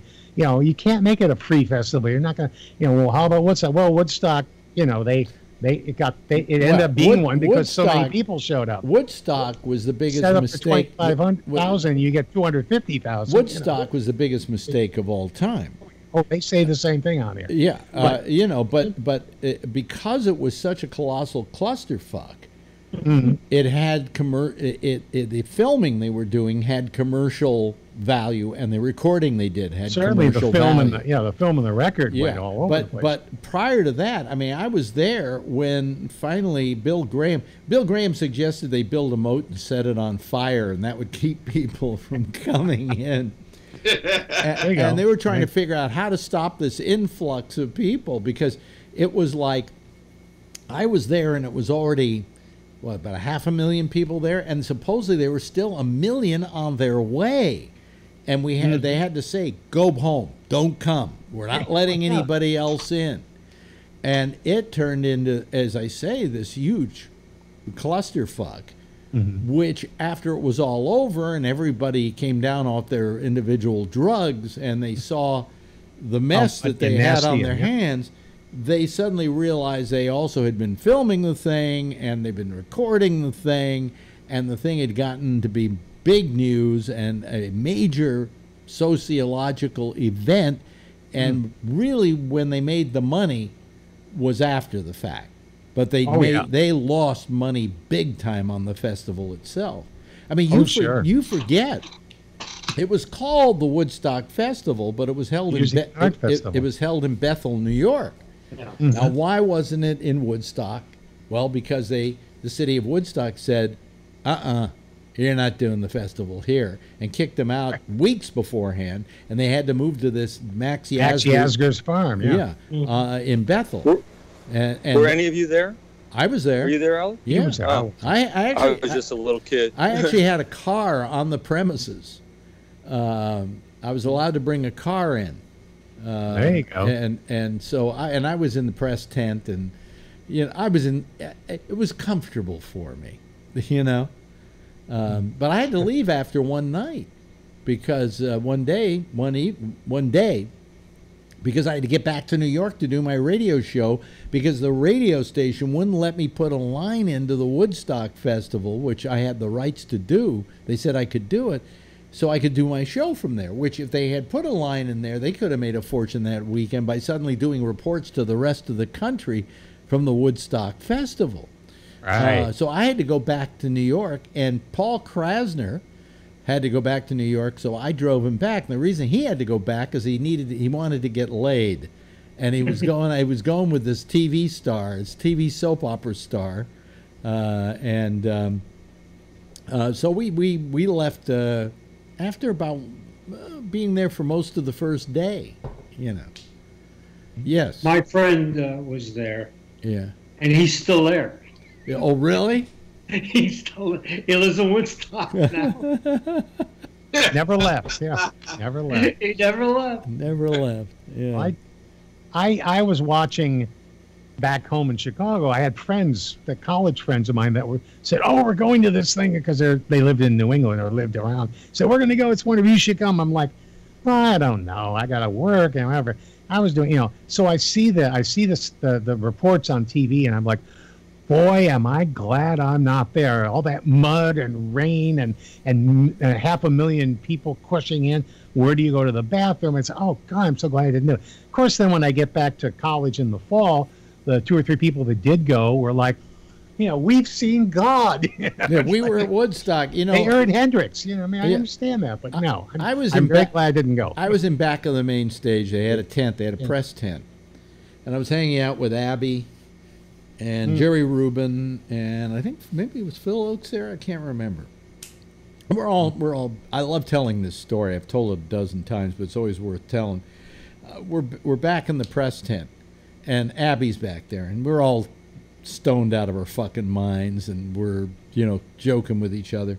All of a sudden, this really straight reporter from, it appeared to be, I think, the New York Daily News, which was then a very conservative paper, stands up and says, "One of you, I need a quote from an average concert goer about what you think about this. You." And he points to Abby. Yeah, right. And he says, "Give me a quote." He says, "Okay, I'll give you a quote." He's talking his Boston accent. He says, "This is the greatest event since the Kennedy assassination." Jesus.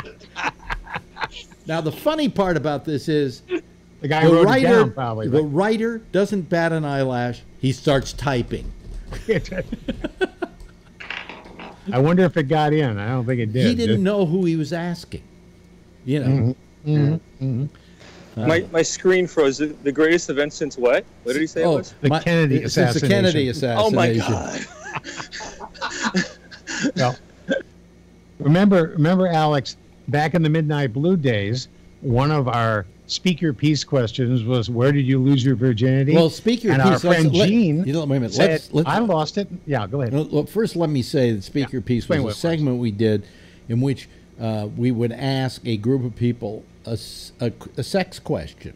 How we did it, though, was we would invite 20 people in on an evening. We'd put out a spread of food, and then we'd sit down with each of them and ask each of them about 5 questions. And then we'd spread them out over 5 weeks. So everybody would be answering the same question, but we did 5 weeks worth of work in one evening. Oh, yeah. Okay. But, so the question and a lot of them were friends or friends of friends would come in or something like that. And we had Gene was somebody that we knew from, whatever. And we had some who were real. We had some who were real characters too. Some real characters. Oh, you bet. Yeah, definitely. And they literally became stars through this segment, which was called "Speak Your Peace." Sure. And EIECE, of course. Yeah. And the question was, where's the most unusual place you ever had sex? Unusual. That's it. And Jean Malizia. Yeah. So it's like I remember this. Do you know? I hope I remember right. By the way, I think she said she lost her virginity there, but in the back of a lime green Dodge Super V at the Woodstock Music and Arts Festival. Like, whoa, really? Yeah. Yeah, I found out that was pretty fun. That was pretty unusual. No, but I'm thinking, geez, Krasner didn't have to go down to D.C. or down to New York to get laid. I mean, God, there are all these. Well, he was in love with this. He was in love with the soap opera. There, the soap opera star. I'm trying to remember her name. Beth something or another. And she was. But anyway, Jean, by the way, died a while. Yeah, a few years back. You told me in a bike accident. Somebody ran her over on her bike. Yeah, on 23rd Street or something like that. I always get especially depressed when I find out people who died who I had sex with. Well, they're that too. There's just something kind of weird. His name, Scott. Well, you're Catholic. You never have sex. Well, she was somebody who died who I wanted to have sex with. It didn't happen. Yeah. Though we went out a couple times with just as a friends, just going to things with Bob and other people, and then she'd be part of the group. But then didn't she wind up being a policeman or something like that? No, she was a taxi driver. Lived on in Alphabet City on like 2 and B or something like that. Yeah. And I think I one time dropped her off there because she came to visit us in Brooklyn, and and had lunch or something, and then and she lived up north. She lived a couple places around the city, wherever she could find. But she died by what? Getting run over by a car? She got run over. She was on her bicycle. I saw a no-bid or something. She got somewhere on 23rd Street. Was going somewhere, and she got sideswiped by a truck or something and didn't survive. Wow. And that happens a lot, in the city. It became a cause celebre, didn't it? By bikers and stuff about they wanted more protection for people. Well, I think it was added to, that the one I remember, the guy the guy got run over was the guy that started DBA beer bar down in the Lower East Side. Yeah. Was on his way. Ray Dieter was on his way. I think his name was on his way to go to the bar to run the bar. And at like Houston and First, someone made too tight a turn and just knocked him. And we're saying this while Ray is on his stationary bike. Yes. And what would be amazing is if a truck hit him right now. Exactly. No.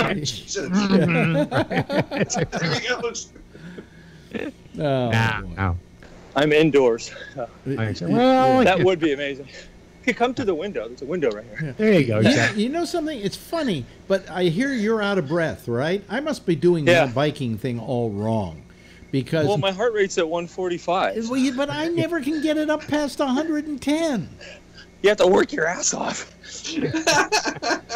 Well, why should I do that? Well, it's not probably worth it, actually. Yeah, It's probably not going to help you anymore, Alex, so I wouldn't worry about it. It's not going to help me anymore. What are you saying, Ray? I'm saying... Are you saying, that... hey, Pops, don't try and preserve the flesh. It's going away?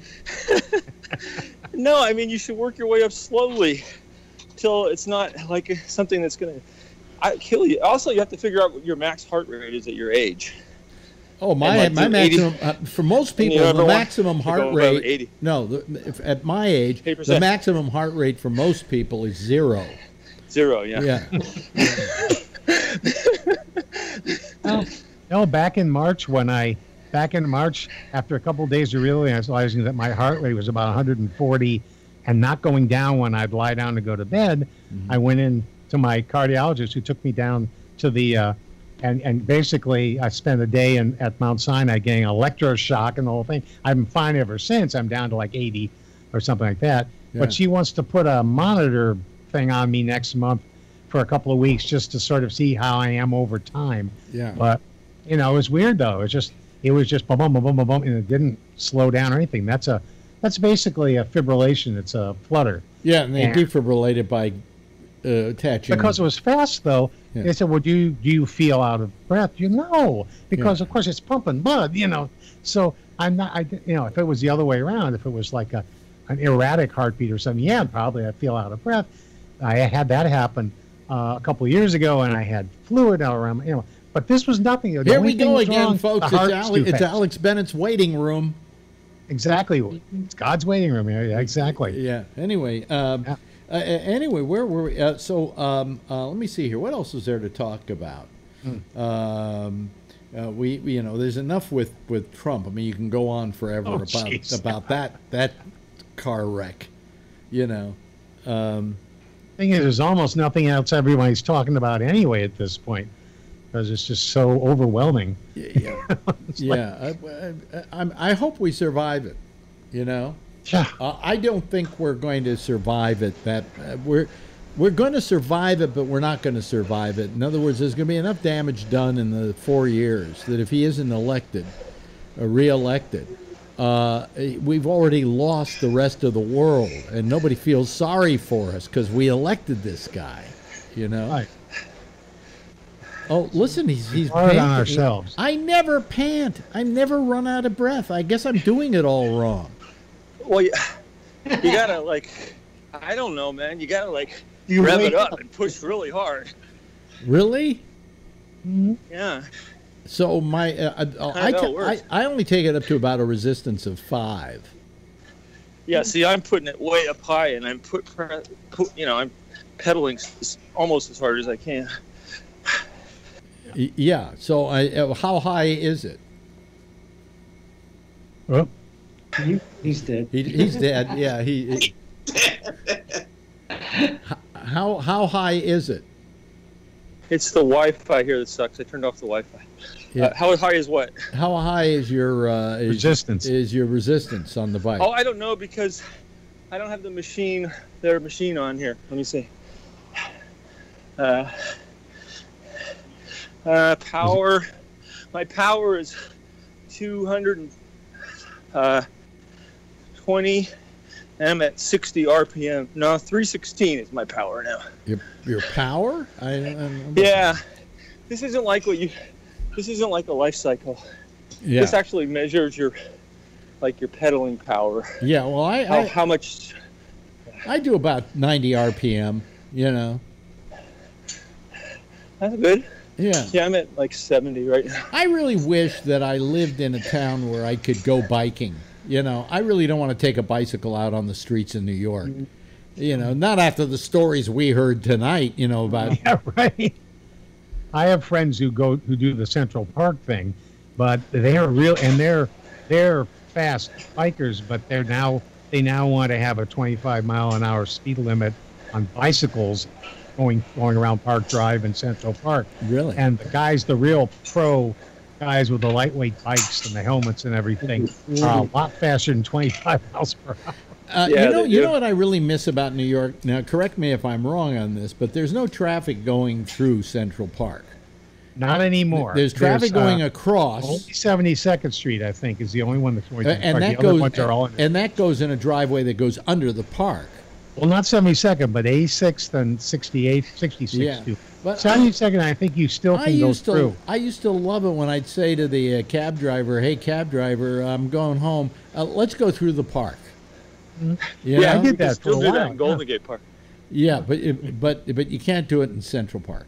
No, the Park Drive, the internal circular drive, is now off limits, except the only cars I've seen, other than obviously cops or anything like that. Yeah. There's the minibus that goes to that to the restaurant that's on the lake there, or whatever, the one that's but it only goes there a couple times an hour or something, so it's minimal. I mean, it's all. I was there a while back. It was all bicyclists and runners. Now they still have horses going through Central Park, don't they? Hmm? They still have horses going through Central Park? Yes, they do. But there's a horse path bridle path you can go on. I mean, if you see any horses on Park Drive, it's probably police horses. No, I'm talking about horses and carriages. Oh, carriages. I think they still do down at the lower end there, where, like down at Central Park South, you can go up through a little of it. I don't know whether that's included in the. They're trying to do away with. They're trying to do away with the horses and carriages. They want to do. They only have anti-horse people. They only have a little section in Central Park South where you can go on the carriage, but as far as anywhere else in the park, no, you can't. And the only horses you see are, like you said, police on a horse, which there seem to be quite more of now. Whenever I go there. You see them quite a bit, just around. Not as much in my neighborhood, but you go down to Midtown and stuff. You definitely see them out there. The thing about the horse carriage thing, though, is that some of the real anti-horse carriage horses on there say, "Oh, the horses are being whatever."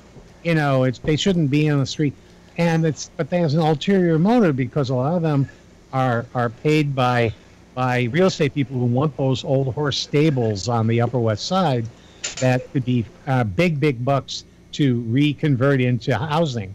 And so there's been a whole run on that. The people who do the horse, are pro horse in carriage, are saying, well, the horses are treated better. They aren't there every day. They get good food. They almost never get hit by anybody, though it does happen occasionally, but people get hit on the bicycle. So it's like, how much of it is real concern for the animal, and how much is real concern for grabbing that real estate? That's what I really want to know. Well, I think it's more grabbing the real estate. I think, the real virulent ones that are out there. Oh, horse with one of the most yelling at the horse. I'll tell you what I did once. It used to be that the horse and carriages could go almost anywhere. From Central Park down, and I remember years ago, I took a woman and a couple of women with me, and I got into a horse and carriage, and we took it all the way down to Max's Kansas City, which was down in Union Square. Yeah, Yeah. Well, no, they're not doing that now. I don't think you ever see it. We left a trail. Legally or whatever. We left a trail of shit behind us. It was wonderful. There you go, exactly. Yeah. Well, actually, I've walked by there a few times on Central Park South, where most of the horses, and now you'll see that some of those carriages, they actually have a shit catching. I know. Yeah. So it doesn't actually go down to the. But if you're in the horse, you're on the carriage, and the horse decides it wants to go. What's that episode of Seinfeld? It just lifts its tail up and goes. What's that episode of Seinfeld where Kramer gets a job running a horse and carriage? Yeah. And he feeds the horse some beefarino, I think they called it, because they couldn't use the real name of it, and the horse starts farting. Well, I love that episode. You do that occasionally. That was the romance, ladies and gentlemen, the romance. Exactly, the romance. Anybody here? The romance of the horse and carriage. Anybody here? I talked about this last night, and we have a different bunch of people here now. Watch the Sacha Baron Cohen show, the new show. No, I've heard all sorts of things. Yes, about it. it's hilarious. When he's getting the third graders to carry guns and everything. Yeah, I mean it is. It was so funny that my wife actually wet her pants watching it. I did too. I've never been a big fan of his. Awesome. I don't know He's why. the He smartest seems human so being on earth. obnoxious. He's so obnoxious. I love it. Yeah. Okay, well that's it. And he has the worst makeup on, and he's still fooling the people. Yeah, the makeup is not convincing, and yet all these people are falling for it. You know. What Dick Cheney signed a thing that's supposed to be like a waterboard or something, and supposedly Sarah Palin wants to sue him. I didn't know it was some guy, to a comedian. No, well, they haven't gotten to that show yet. I know. This one had the big name was Bernie Sanders, although they had Trent Lott doing a commercial for kids being able to have guns. But that's the thing. I mean, what he's showing is that you can get away with anything if you're doing it for TV. Basically, people just believe. Oh, okay. I want to be on TV. Hey, look, here's Brian. Hi, Brian. Hey. Hello. You wear that shirt a lot, and it looks like you're wearing suspenders. I'm not. But it looks like you're wearing suspenders. I know it does. Man. Yeah. It's your suspender shirt. Did you get to see the Sacha Baron Cohen thing yet? I'm sorry? Did you get to see the Sacha Baron Cohen show yet on Showtime? No, I knew that he did something. He was pranking politicians. That's about all I know. Well, not just politicians. There's an art dealer in this show he pranks, and a family who voted for Trump that he pranked, and Bernie Sanders. I was surprised that Bernie Sanders wasn't onto him. Although, if you had, say, Sacha Baron Cohen came and pranked you, okay, and you suddenly realized what was going on, would you still go along with it? I think I would. I would. Just to see where it was going. The minute I saw the makeup, I would know something was up. Well, I mean, it was just so bad. Yeah. But they're clueless. But they're not in show business, so they don't know. I mean, they're not really. I mean, I've been around makeup so much, I'll know. Like, wait a minute. Well, you know what? What I was never able to figure out. People must love to be on television, because you remember that show Taxi Cab Confessions? Yes. Now, they didn't get releases from. I interviewed the guy who produced that show. Hold on a second. I'm going to sneeze. Isn't tight. Anyway, I interviewed the guy who did that show, produced that show, and I said, when you do the releases on those people, do you get them to sign the releases beforehand or afterwards? He said, always afterwards. I said, but you could be shooting the whole thing, and then all of a sudden you want them to sign a release, and they realize what they've said, and they go, fuck you, I'm not signing a release. And he said, in the whole time we've been doing this show, not a single person has ever refused to sign a release. Mm-hmm. And they want their 15 minutes of fame. Huh? What were you going to say? What did you say, Brian?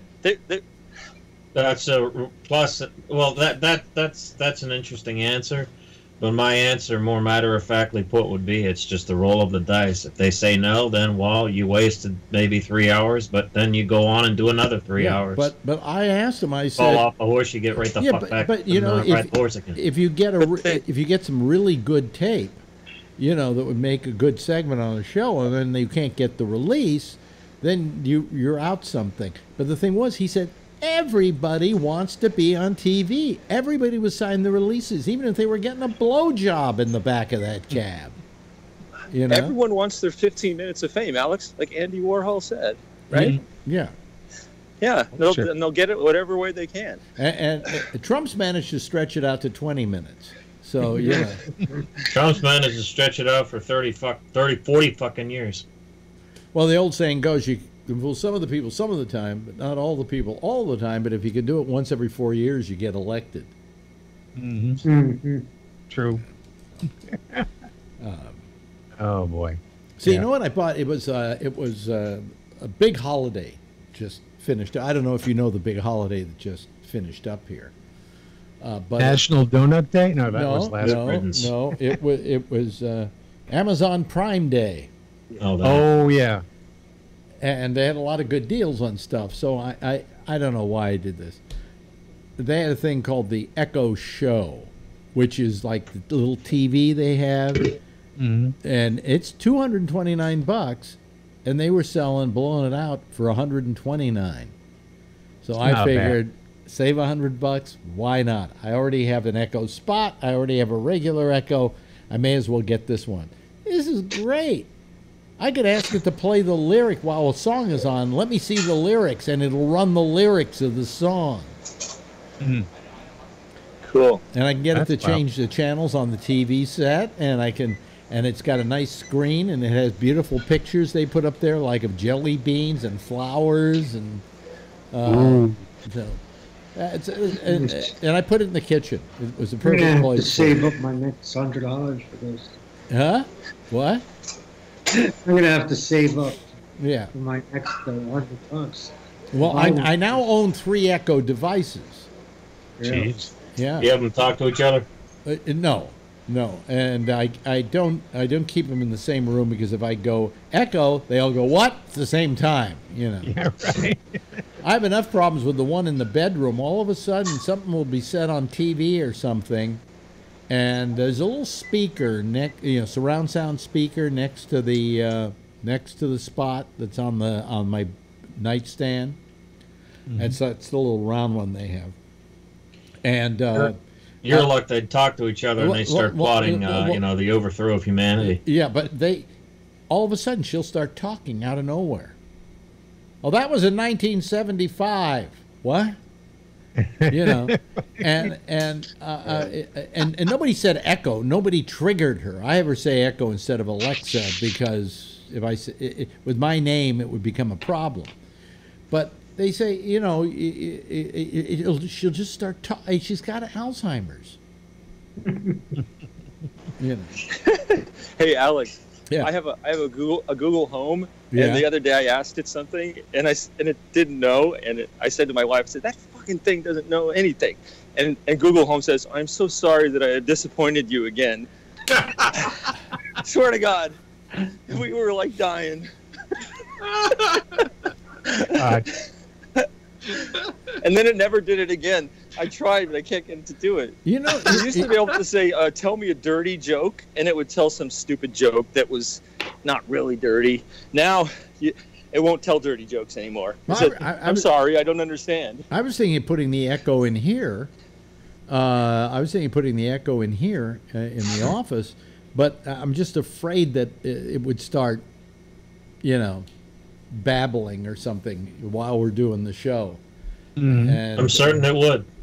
Yep. The reason for it to have it here is so if we need to ask a question like when was so and so born, I could ask it and it would tell me. But its vocal recognition is pretty amazing. It's pretty good. You know who's terrible? Is Apple. Siri is maybe the worst voice recognition system in the business now.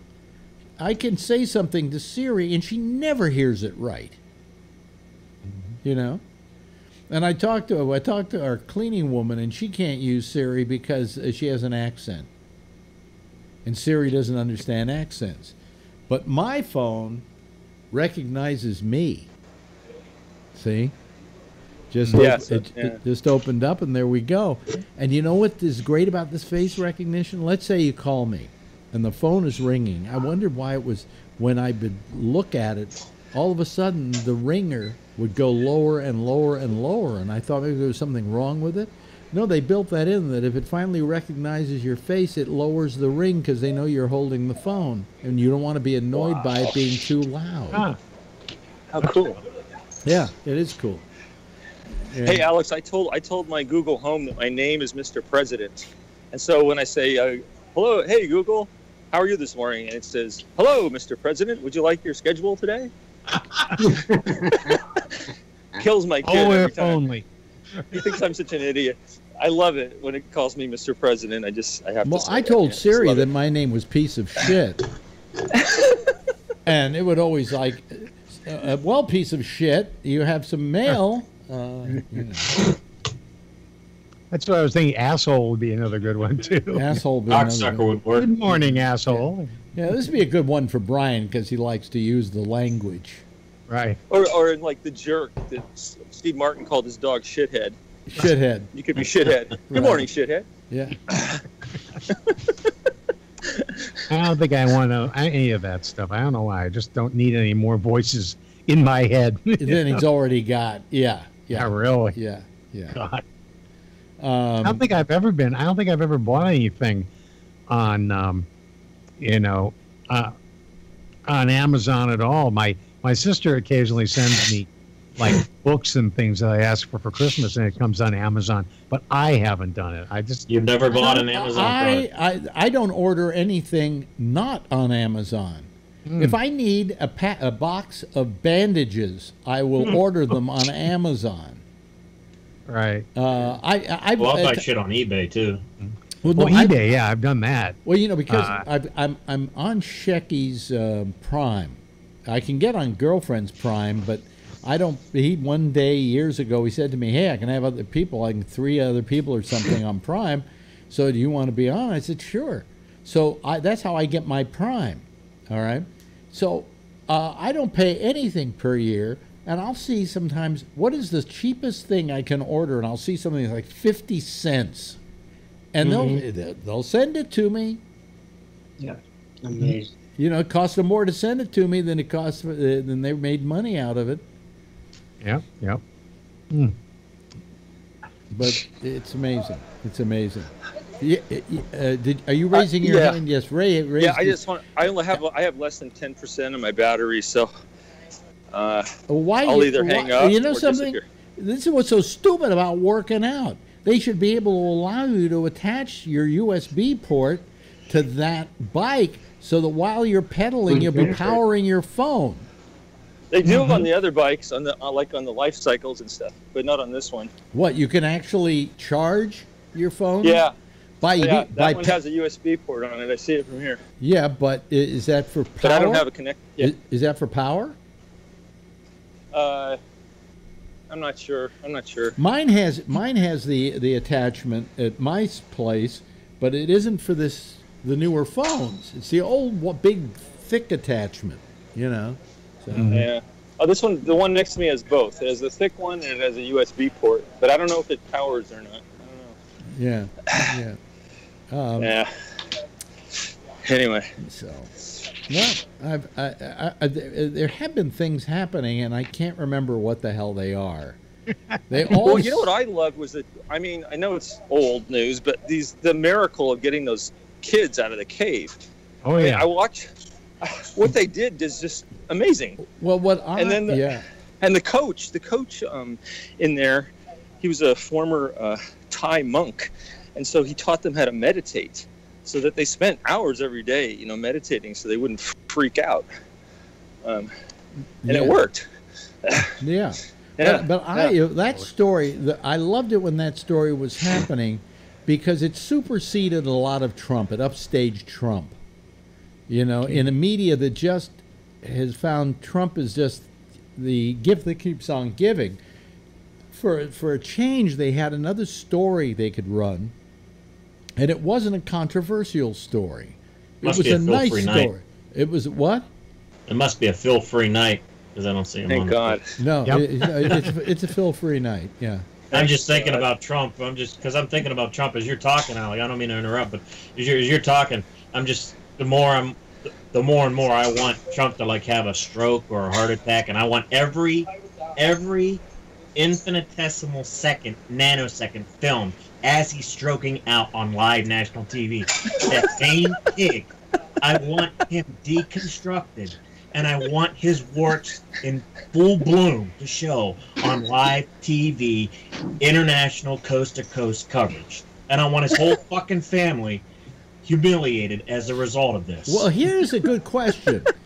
If, like Stalin, he had a heart attack and there were people there, do you think anybody would really rush to resuscitate him?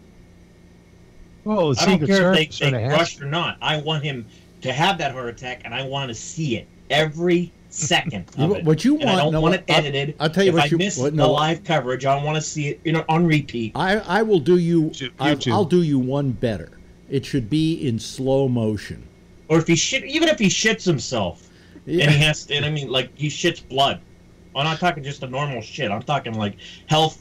Red alarm, embarrassing, and he lives through it, but he can't be president anymore because he's shitting blood and guts and pouring out everywhere. You see it pouring down on his pant legs and shit like that on C-SPAN, boosting their ratings. I want to see that. I want him to have that humiliation. I like your spirit. Yeah. You've got gumption. And what was it?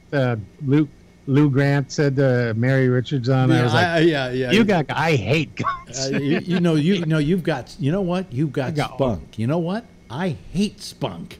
Spunk. That's right. Yeah. Absolutely. It's Oh my God. it's only activated when it's motivated by hate, though. Yeah. Okay. Doesn't take much at the moment, though.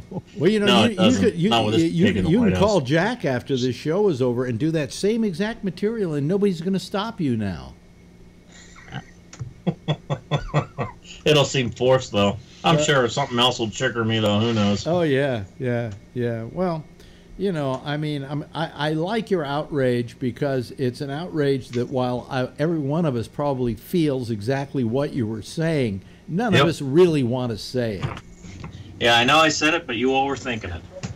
Yeah, I think it's healthy that you can say it and not feel bad. I mean, Well, I've had those thoughts, but I just can't say them. Well, because There are certain, hey, Ray, there are certain Yeah. people, as you may very well know, and everyone else here may know, there are certain people who've been on these programs in the past who would make you feel ashamed or would try to make you feel ashamed.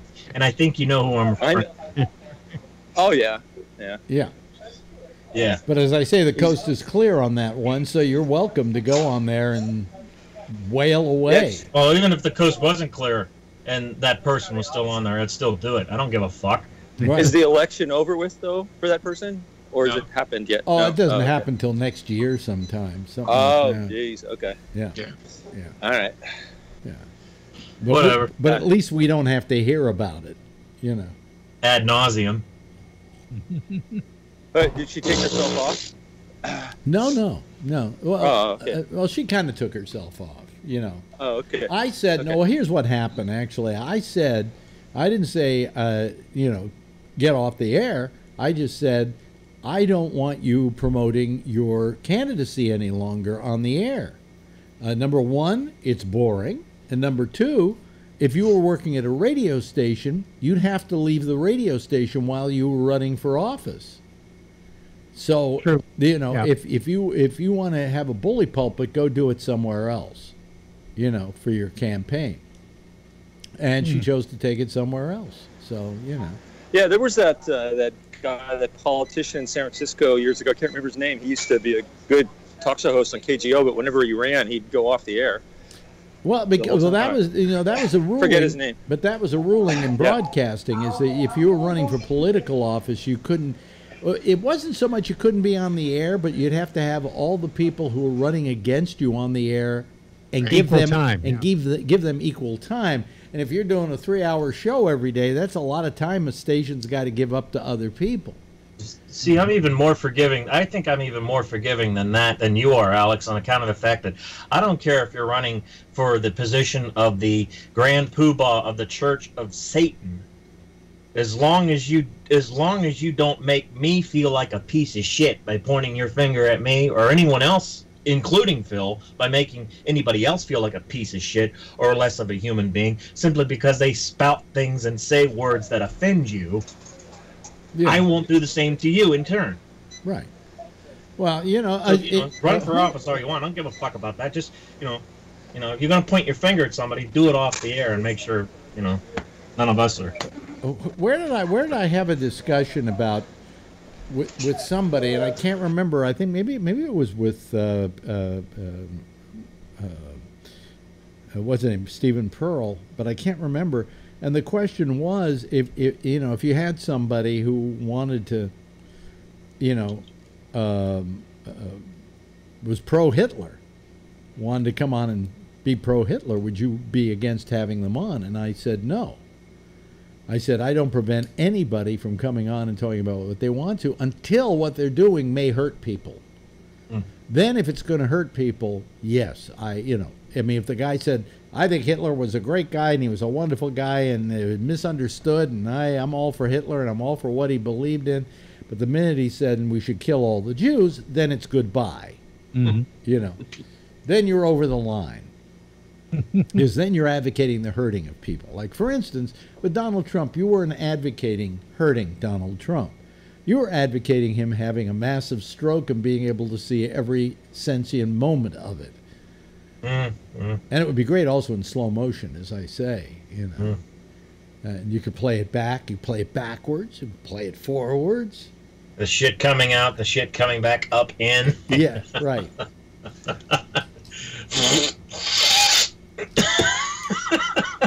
Well, Jeff, what do you think? Oh, turn on your mic. Yeah. What were you saying? What were you going to say? Okay. Yeah. I am hoping that maybe Trump could end up living in North Dakota for the rest of his life. What makes you say Live that? with your people, yeah. What makes you say that? I'm curious. It's like he wouldn't be able to annoy anyone. No. He could just be there doing nothing. Yeah. Well, he'd be with his people, with his voters, and realize that it's not as much fun. Very much longer though. Well, it's not as much fun as being in New York and in capitals of the world with crap loads of money. Yeah. Well, the thing that bothers me about Trump and the way we handle Trump, he's like a crying baby, and if you pick up the crying baby, they keep crying. But maybe if you ignore the crying baby, they will stop crying. And I think we should stop paying attention to Donald Trump. Yeah. Like Eric Cartman. Because and if we don't pay attention to him, he'll then do everything he can to get you to pay attention to him, and he'll start stumbling over himself and fucking up like massively. But here, I just thought a caveat to that, Alex. If you being in his position as president, and more specifically his immediate underling, Mr. Michael Pence, a person like Michael Pence and the GOP establishment, mafiosi, they don't want you to pay attention, and it's when you don't pay attention to that they pass and enact the most heinous of legislation and legislative agendas. Yeah. I'm glad you said mafiosi because he really is a gangster. Well, he's like the John Gotti of the mafia. Somebody once said, a talk show host on, I think it was Aubrey Rabenhoff who said that. And as much as I can't stand the man, especially since, the story you told, Alex, about how he tried to unseat you and usurp you, and from Sirius, he had a point there. He is the John Gotti of politics, of the GOP. He airs out the dirty laundry, whereas most of the GOP establishment, in terms of their bigotry, their collective bigotry and racism, they want to keep that hidden. Well, there's no question in my mind that certainly he was mafia associated. Absolutely. There's a BBC documentary on it. It's really good. They show all of it. Now I don't Italian and in New Jersey and everything. I don't completely blame him. Okay. because he was building things in New York City, and the only way you're going to get that done is by playing ball with the mob. He was in the real estate business in the city. You know, that's pretty much that's part of done. That's part of the business you're doing. Construction, you know, concrete trucks would come by. All the concrete trucks have Italian names on the side. Yeah. Wonder why.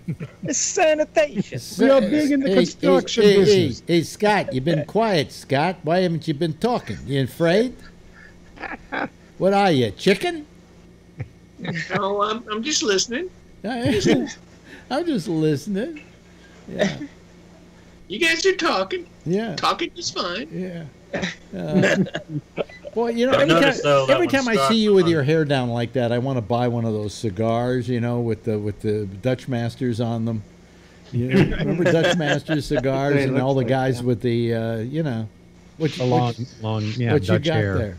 Or it could be in the 1776 musical, the musical 1776. In Hamilton. You could be like, I want to buy. You know, I'm going to buy you. Just go in blackface for next Christmas. I don't know where you buy them. I'm going to get you one of those ruffled collars to put on. Start pulling off some Jolson tunes too while you're at it. Yeah. You could be Thomas Jefferson in Hamilton.